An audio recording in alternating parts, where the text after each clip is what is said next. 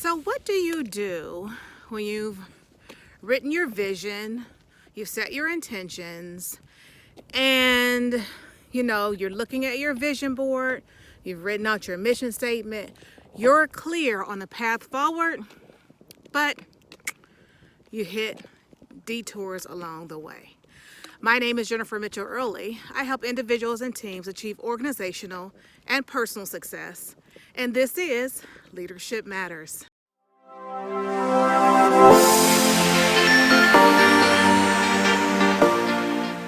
There are many times in life where you start to move forward, you have a plan, you're set, ready to go, and have mapped out where you think you should go next or your next move.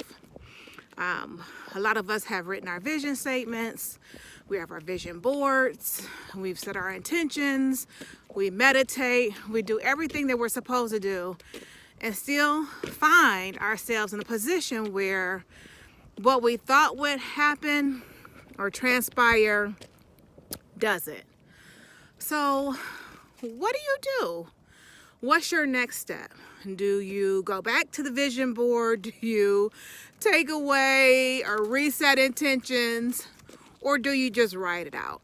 It's been my experience to just write it out. And let me tell you why. There's a myriad of examples I can share with you, but today I'm going to share one. When I was an undergraduate student, I started at one institution and finished at another. My first university, great university. I was an education major, had a great college of education. I was excited to go there. I was already in my professional classes. I was really enjoying that aspect of my college experience, but wanted a little bit more of a social life, right? The college years are supposed to be the best years of your life. So I started going to the university that my best friend at the time attended, and I loved it. To make a long story short, I transferred a year later, and I started at that college, the college that I ultimately graduated from. However, when I got there, their college of education worked a little bit differently than what I was accustomed to. Again, I was already in my professional classes. I was already in the classroom, already interacting and interfacing with other educators in my field and in my area of specialization.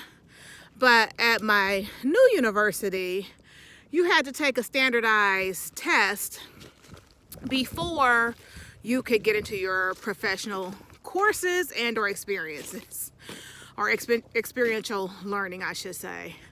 And I wasn't real happy with that, and I wasn't a great test taker, a standardized test taker, so I had some anxiety around that, some trepidation around that, and so I took it and felt like I didn't do well, and so I changed courses, I changed directions, I changed my intention. Instead of coming out with my bachelor's in education with the certification to teach K through 8 in communication, I decided to go straight communication.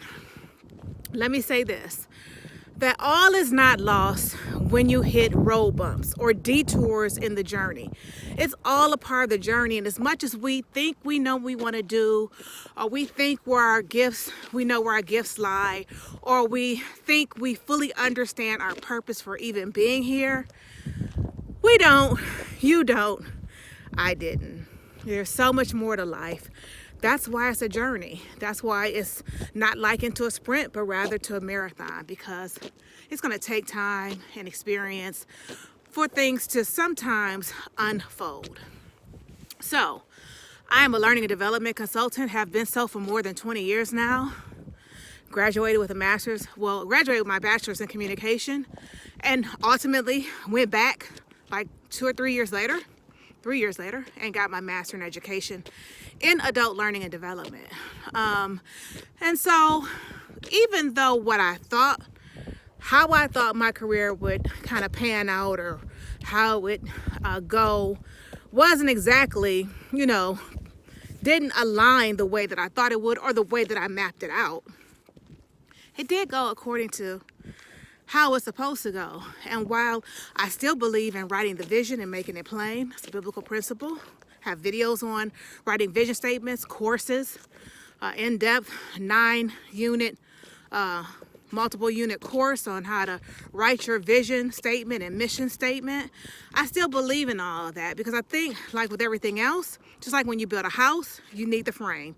I think you need a framework, right? You need to have thought that part through of your desires. But as you live and as you experience different things, your thoughts and your experiences will help to create or to help to highlight your passions, right, and your desires.